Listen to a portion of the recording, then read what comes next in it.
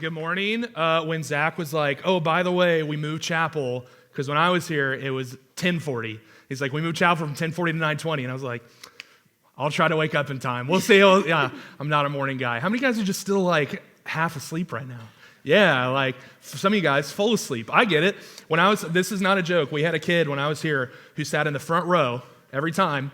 He worked an overnight shift, and he would fall asleep every single chapel. And I was like, why would you choose the front row to sit? They also used to have to pass papers. We didn't get to check in on our phone, guys. We had to pass a paper and sign in. We're like so old. This just feels so wild to me. But hey, we're excited to be back with you guys. Last week we got to share just kind of a little bit about our story, how we got to where we were.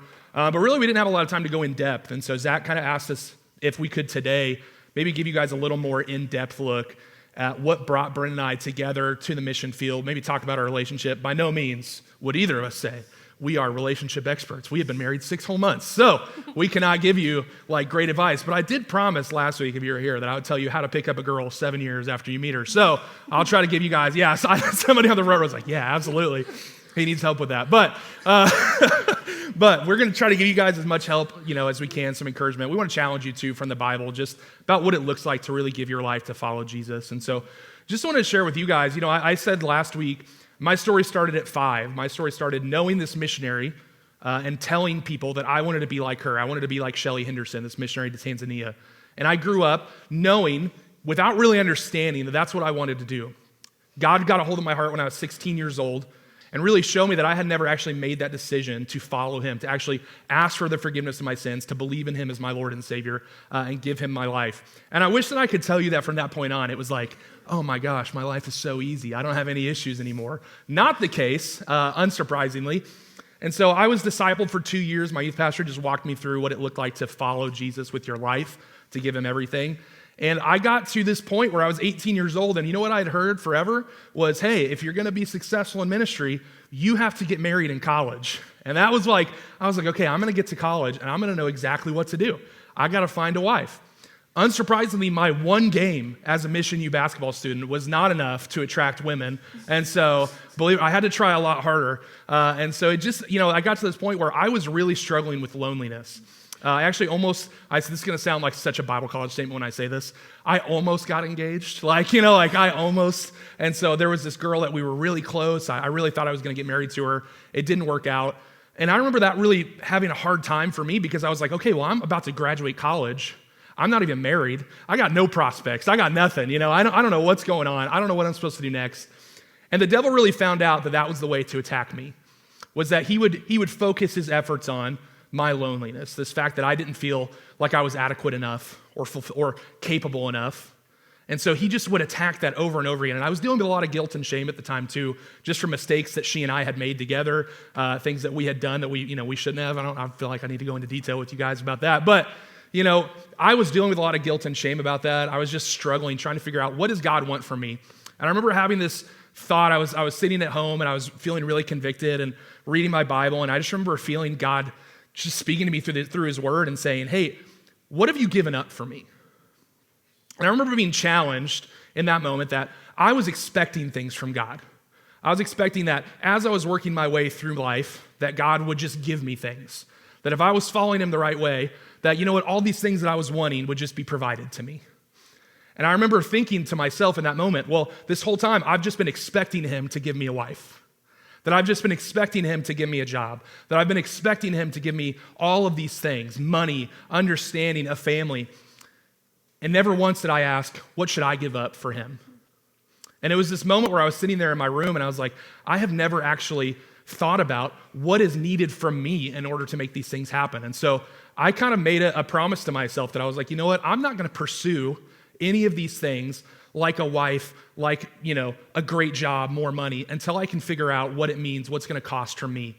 So what that led me to do was go to the mission field as a single guy, because I realized God wasn't calling me to get married. God wasn't calling me to get a better job. God was calling me to serve him no matter what it took. And I just decided in that moment, you know what, God, I'm going to relinquish this desire that I have, that I feel like I deserve to be married. I deserve to not be alone. I deserve all of these things. And I'm going to say, you know what, God, in your time, you'll figure it out. And it was a really hard realization for me that I had to come to the moment to say, you know what, Tyler, maybe you never will get married. Maybe you never will achieve all these things. but you have to give that up if you're going to serve Christ. And it was a really hard moment for me. And so I remember being in Nicaragua.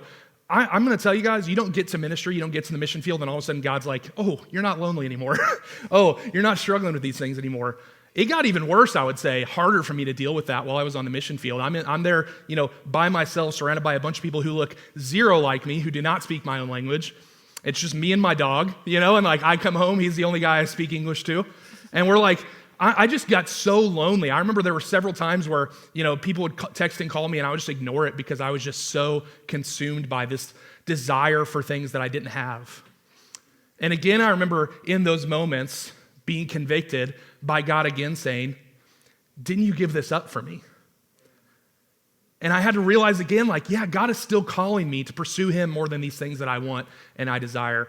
And it was a really hard moment for me. And I, we're going to talk a little bit and just kind of how we got together. But even when Brynn and I started dating, it was a thing where I went to people that I knew, these mentors that I had in my life, and I was like, hey, I need you to tell me, should I be pursuing this relationship, or is this something that I'm letting get in the way of what I need to be doing?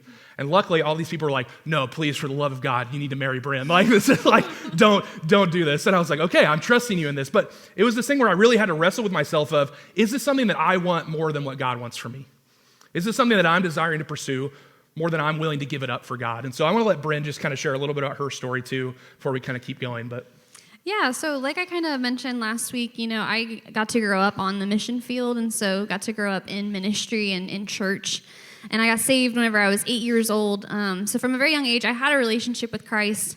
But as I grew up, Satan kind of used things in the world to kind of distract me. So in 8th grade, I started watching things online. And I was introduced to that at a public school here in the States, actually. And so from 8th grade till about my freshman year of college, I was struggling with that. And I dealt with a lot of shame. And again, last week I kind of mentioned, maybe my freshman year of high school, I felt like maybe the Lord was calling me to ministry and to missions. And I kind of couldn't reconcile the fact of God, you're calling me to this, but I'm dealing with this thing and struggling with this sin. How could you want me to serve you in this way? Which is why I really threw myself into volleyball and basketball and focused on that in high school. And I really just could not get over the fact I was like, how are you calling me to this, Lord? How do you want me to do this? And it wasn't until my senior year of high school where I finally told somebody about that and dealt with that for the first time ever in 4 years. And the Lord was like, I can still use you, Brynn. And so I got here on campus, and the Lord just allowed me to nanny for this amazing couple who kind of counseled me through that and helped me get victory fully over that sin. And really, again, the Lord was just like, I can absolutely use you, Brynn. But like Tyler kind of said in his story, that wasn't just an automatic, oh, Brynn, you're never going to struggle with anything ever again. And so being a missionary kid and coming back to the States was very difficult. So you kind of heard the missionaries last week talk about, oh man, culture shock when you go to your country is hard. And dealing with cultural differences is difficult when you're leaving the States and going somewhere else. Well, it was kind of reverse for me. Again, I grew up in the Philippines. That's home for me. That culture is comfortable for me. And so coming back to the States, everyone was really weird here to me. And I didn't really understand culture or how to interact with people my age. And so my first 2 years of college were pretty difficult in that sense. And so I really dealt with loneliness too. I was like, nobody understands me. Nobody wants to understand me. And so I really struggled with that. And it wasn't until I got really plugged in at High Street here in town and just found a really good group of people. I was serving the Lord there, that the Lord really was like, Brynn, you have to surrender everything to me and fully find your everything in me in order for that loneliness to go away and for, you to be fully fulfilled. And I was like, okay. And so my last 2 years of college were awesome because I really was finding that in the Lord. But there were still moments where that loneliness would creep in. I didn't date anybody in college. And so kind of like Tyler said too in his story, I thought I would find a husband here, and I thought I was going to get married. And as I was approaching my senior year of college, that was just not the case at all. And so I kind of had to really wrestle with in my heart, okay, do I still want to be a missionary then? Can I still do that? And I felt like obviously my answer was still yes. And so I was like, okay, well, I guess I'm going on the field by myself, which was really scary. But again, I was like, what the Lord has called me to is more important than like my fear going into it. And so not that made it easy by any means. I said last week, doing deputation, raising support by myself was one of the hardest things I've ever had to do in my entire life. And I called my parents all the time crying while I was on the road at churches, which if you know me is not out of the norm for me to cry a bunch. But their encouragement to me was, Brynn, like, do you still want to be a missionary to the Philippines? And I'd be like, yeah, I do. And they were like, okay, so you just have to keep pushing towards the goal, even though this is hard right now. And again, I was like, man, you guys are super encouraging. Thank you so much. But I'm very thankful for that because, again, like me being uncomfortable and me being lonely and me being really sad, really like shouldn't have gotten in the way of what the Lord had called me to in the long run. And so, yeah, that was a really interesting time in my life, but I'm really thankful for it. And in the middle of that, that's whenever Tyler and I started kind of dating and stuff, and so we can talk about that a little bit more. I should say, too, we did meet in college. Yes. So believe it or not, we met Brynn's freshman year. She's 3 years younger than me. So, classic senior moving in on the freshman thing. But just kidding. It was a joke, guys. It didn't happen. All right, no. But no, what I'm about to tell you, I cannot recommend, okay? It did work for me. But I can't say that this is the best method that you could use to get a girl. Brynn has an older sister. Sydney and I were friends, okay? Her name's Sydney. Sydney and I were friends. I used to, if you know me, I love to mess with people, okay? If I mess with you, it's just because I love you so much, okay? And I just like to joke with people, and I'm the type that, unfortunately, if I see that it gets to you, I'm like, I gotta keep doing it, And so Sydney would just get really similar to Brynn, adjusting to a new culture, all these things, and, didn't know how to handle talking to guys maybe very well. And so I would go up to Sydney and be like, Sydney, oh my gosh, I'm in love with you. And she would always feel really uncomfortable, which I found funny, and whatever. And so the first time I meet Brynn, Sydney's like, oh, Tyler, this is my younger sister, Brynn. I was like, oh my gosh, Brynn, it's so nice to meet you. I'm in love with your sister. And so that worked out for me. And I'm not going to tell you that it's like the best method that you should use, but it did work the one time. So maybe a 1 out of however many thousands of chance. But yeah. I will say, I did think it was funny because my older sister is really easy to mess with, so I thought it was hilarious because she was very comfortable. So you're welcome. That's that's the worst pickup line, but maybe it did work for me 100% of the time. So, but yeah, Brynn and I wouldn't say that either of us, there was really any sort of like pursuing of a relationship in any way, which also I feel like the word pursuing is like such a Bible college word to use, but there was no like intent for either of us of like, yeah, we're going to date or whatever. And so we knew about each other. We were friends. We did go on maybe an accidental date right after I was already graduated from college. I don't even know. But when Brynn was graduating. But so I was literally like, it was like maybe April or May, and I was about to graduate. And Tyler and I were like, oh man, we should hang out. And I was like, okay, you should totally come pick me up. He picks me up, opens the car door for me, pays for dinner, and then... I'm a nice guy, sorry, No. But... Show of hands, girls. Do you think that was a date if he opened the door for me, paid for dinner? Wow, yeah. Thank you. Okay, I was like, come on. So I left that thinking like, oh man, that was a really fun date. We had a really fun time. And then Tyler didn't talk to me after that. Because Tyler didn't know that it was a date. So... Tyler thought, how cool is this that I got to hang out with this girl and she was fun. That was about it. But I will also say my brain was saying, because, for every dude, there's always like, I don't know, even if you have no intent to date this girl, there's always a little bit in your brain that's like, I don't know, maybe, whatever. And so am I wrong, guys? I'm just saying, like, I'm not saying actively that every guy is looking at every girl like, can I date this girl? But, we're friends. And I remember thinking to myself, like, I would date Brynn. But the issue is, I moved to Nicaragua in like 6 months, and Brynn is on her way to the Philippines eventually. So I was like, this is probably just never going to work out. And so I just didn't even think about it anymore. We kind of stayed a little bit in touch. We'd text and stuff. But I moved to Nicaragua again, being like, all right, well, this is it for me. You know, like I'm moving to Nicaragua, maybe to never get married, to never have, to have that. And I just went and but. And then, so he had just moved and I was at my internship in Texas. And my pastor was like, hey, you need to start getting stuff ready, like materials and stuff ready for raising support. And my older sister is also a missionary, and she had just done deputation, so I could have absolutely asked her, hey, what did you do to prep for it? Like, what should I have, like, ready, all that kind of stuff. Instead, I was like, oh, my gosh, Tyler, can we call, and can you give me some advice? Because, again, he had just done it. And so we talked for a little bit, and then after that, we would, like, call each other a lot on FaceTime, and we would talk for, like, hours on the phone. And I was like, okay. And here's what I should say, too. This went on for like a year and a half. Yeah. And girls, you got to help us out because we're dumb. Like, you really got to make it clear to us. Like, I mean, if you are legit interested, we got to know because we're terrified of, like, making any sort of move and being wrong. And so, I mean, I would talk to my buddies and be like, I'm pretty sure she's 40. Like, I'm pretty sure she's 40 with me, but, I don't know. Yeah, and I would talk to my dad, and he was like, Brynn, all I will say is I wouldn't talk to a girl on the phone for longer than, like, 15 minutes if I wasn't interested in her. And I was like, okay, cool. Fair point. Yeah. And so Brynn and I came home last year for about 3 months. I was just doing like a short little furlough as a missionary to raise some more support for some projects I was working on. And I told Brynn, I was like, oh yeah, I'm coming home to the States for just a few months. I'll be in Springfield, whatever, this time. And Brynn was like, oh my gosh, I'm living in Springfield right now while I'm raising support. Yeah. We should absolutely hang out. Yeah, and I was like, oh yeah, for sure. So I came back.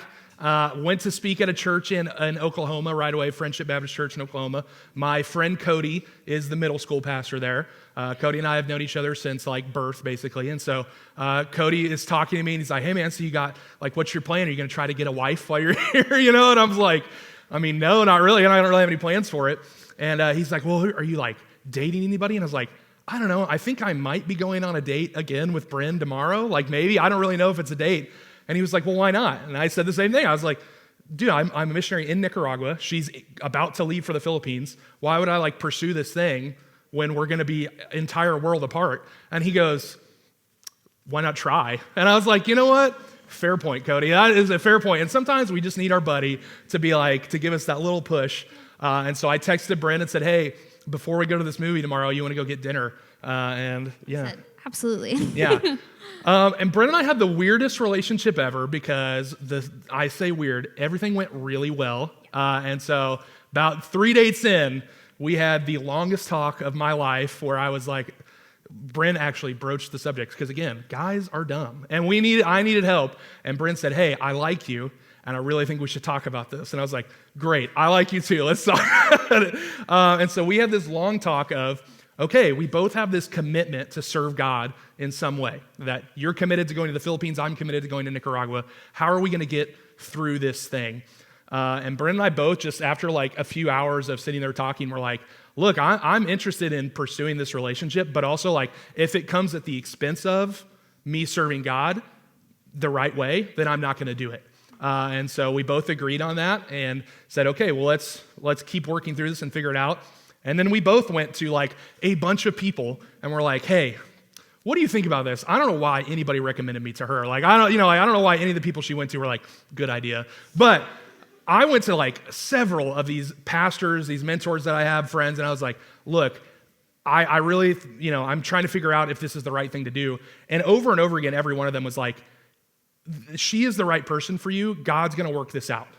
And so we just both kind of kept agreeing on that. And we said, okay, if we're going to do this, we're going to get married. Like there is no like, I don't have time to be like, you know what, let's date for a while and figure this out. And eventually one day I was like, if we're going to like be serious, we're going to get married. And so we just kind of had this very weird, very quick, like, yeah, we're going to get married. This is going to work out. Yeah, he's not kidding. Like on our third date, we were talking about this, yeah. And Tyler was like, okay, well, I'm not going to ask you out until we know for sure that this is something that we need to do, which means like when I ask you to be my girlfriend, that's basically like we're going to get married. And I was like, okay, that's awesome. And I was like, okay. Which also I would not super recommend for like a 20-year-old Yeah. in college to be like, if I ask you out, we're getting married. Like that's not like, maybe not your best But again, move. our circumstances, Tyler was because he had to go back to get his visa in Nicaragua. He was only going to be there in July and he got there in March. And so we knew we had like a short timeline. And so I was like, okay, well, you can't kiss me or like anything until you ask me out, because I know what that means. And I was like, my heart won't be able to take it if we, I was like, I can't do that. And so, yeah, we just continued to ask the Lord for peace and direction. Because, again, I was like, I know you would say the same thing, but I was like, I'm not just going to give up my call because God brought this awesome guy into my life. Like, I know what he's called me to. And unless the Lord makes it very clear that I shouldn't be going to the Philippines, like, I'm not just going to be like, okay, sweet, I have a relationship now, and I'm going to give up everything, for that. Yeah, and so we made a plan. We said, okay, well, here's what's going to happen is Brynn's going to come down to Nicaragua and pray, like we're going to be in Nicaragua together and just pray about maybe this is where God wants us to serve. I was going to go to the Philippines. And this whole time we're praying like, all right, God, we really need you to kind of work this out for us because we are trying to figure it out. And I remember at one point, Brynn is the one that actually said to me, I don't even know if you remember this conversation, but I was having a bit of a panic attack at the moment because I was like, I literally can't talk to anybody about what's going on. Like, I can't even tell you what's going on.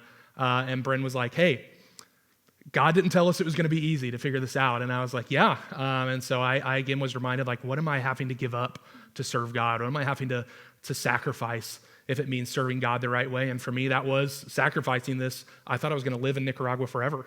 And it was sacrificing that. And so made it to the Philippines, was not in a great headspace, spiritually, mentally, like whatever. And so Brynn and I just still, during that time I was in the Philippines, trying to pray about that, we're still struggling with, how do we serve God the right way? What do we have to give up? And even after we got married in April this year, we got married in April. And even after we got married, we're still like, I don't know. And so to give you guys kind of a long story short after that, we just started praying, okay, God, what do we need to give up? Like, we have all these opportunities, we have all these cool things in front of us, but what do we need to give up?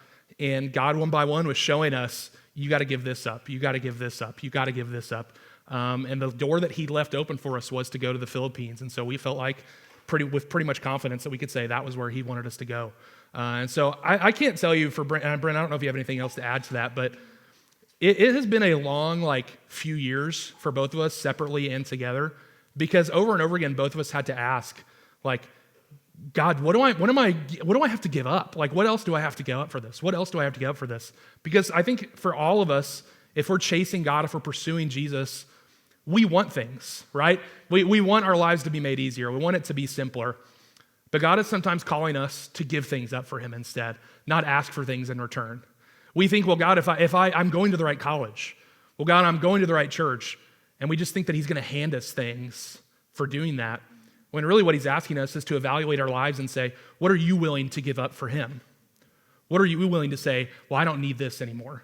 And for both of us, it was this idea of marriage and family and, lack of loneliness, this community that we were craving. And we just said, you know what, God, if that's not right now, then it's not right now. Obviously, he worked it out for us. But it was a long journey. And so I just want to share with you guys a little bit from the Bible, if I can, just about a guy who knows what it was like to have sacrifice, to give things up. And so if you guys brought your Bible, I just want you to turn to 1 Corinthians 9 really quick. We're going to go so fast.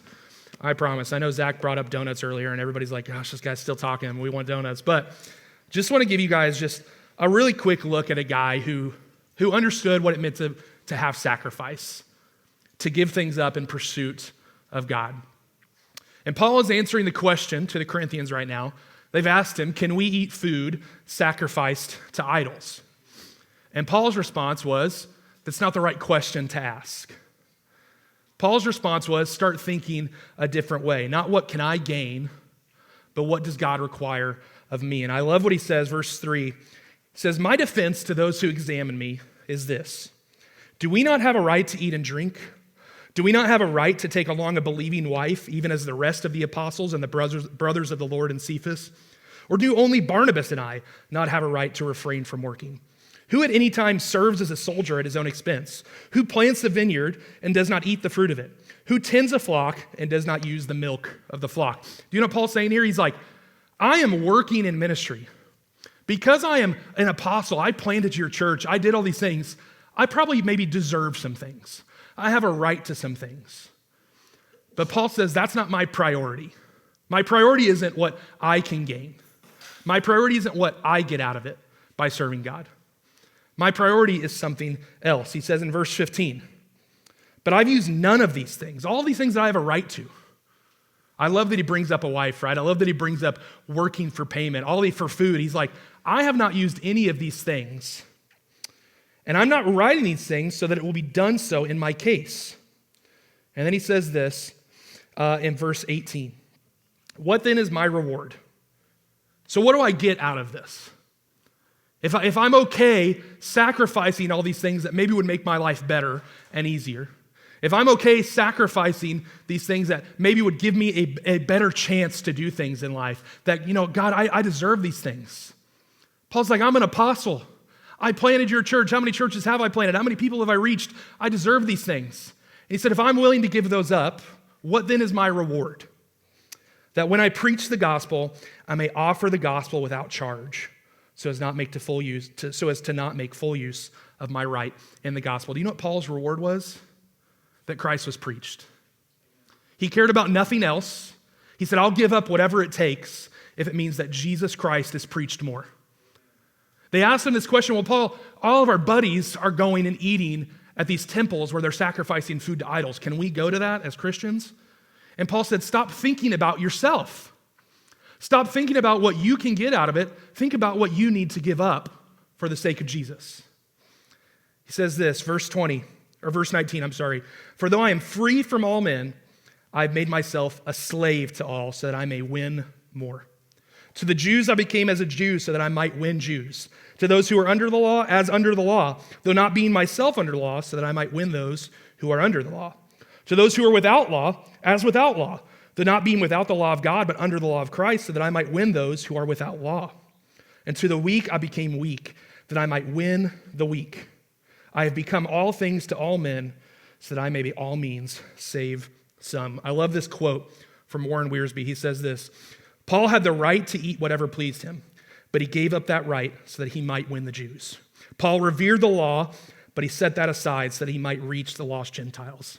He even identified himself with the legalistic, weak Christians so that he might help them to grow. It was not compromise, but rather total abandonment to the higher law of love. Paul followed the example of the Savior and humbled himself to become the servant of all. His priorities were in the right place. He was willing to sacrifice anything if it meant serving the Lord. It's a difficult thing to tell a bunch of college students, you might have to give stuff up. You might have to sacrifice your plan for your life. You might have to sacrifice your pride. You might have to sacrifice your desires. There's a lot of things that we're going to have to give up, and it's hard to tell people that. It's still hard to realize that now. I guarantee you every one of your professors, your pastors, still struggles with this idea of giving things up in pursuit of Jesus. But if we're going to be successful in life, if we're going to make an impact, we have to be willing to say, it's not what I want that matters, it's what Jesus wants.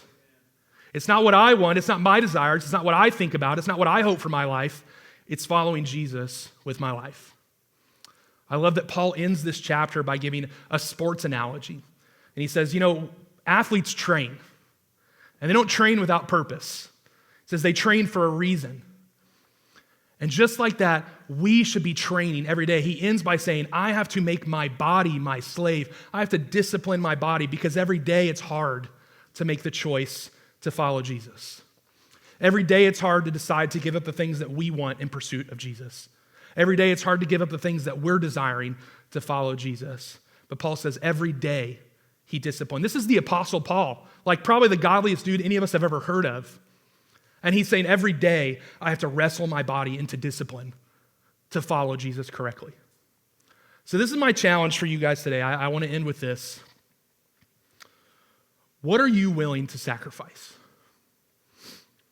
What are you willing to give up in pursuit of following Jesus? I think that there's probably some of you in here today who, even though you are at Mission University, formerly Baptist Bible College, right? Like, you are here and you maybe have still not sacrificed your own life for Jesus. that you haven't given up your own desires, your own being to follow him as Lord. And today you can give up that pursuit. You can give your life to Jesus. Maybe you're in here today and you listened last week and you heard all of the missionaries challenging people to give up something for ministry, to go to the mission field, to reach these people who have never heard about Jesus. Today you can give up what you had planned for your life for that. Maybe you're in here and you're like, Tyler, I just am struggling with loneliness. I'm struggling with this fact that I feel like I need a wife. I need a husband. I need all these things. I need a better job. When what Jesus is asking of you is to focus on him more. And I want to challenge you today to be willing to sacrifice whatever it takes in pursuit of Jesus. I want to challenge you, take out your phone, write it in your Bible somewhere today. What am I willing to sacrifice? I want you to think about it, meditate on it, pray about it today. Talk to God. Actually, I want to end today with just a little bit of time of prayer so that you guys can ask God, what do I need to sacrifice? Ask God today, have him show you what he wants from you. What are you willing to sacrifice? For Paul, it was anything. He'd give up food. He'd give up clothing. He gave up marriage. It says he lowered himself to the point of slavery if it was required to reach people. What are you willing to sacrifice for God? Let's close our eyes just for a second. I want to give you the opportunity today. I just want to give you a minute. 1 minute. It's going to be quiet in here. And I want you to pray. And I want you to ask God, what do I need to sacrifice? I don't think there's a single person in here, whether you've been in ministry for 50 years, for 1 year, for 3 months, maybe you're not even in really ministry right now, you're just here to do college. God is going to ask you to sacrifice something on his behalf. And I want to give you 1 minute today. Just pray, talk to God. Ask him, God, show me what I need to give up. Show me what I need to sacrifice.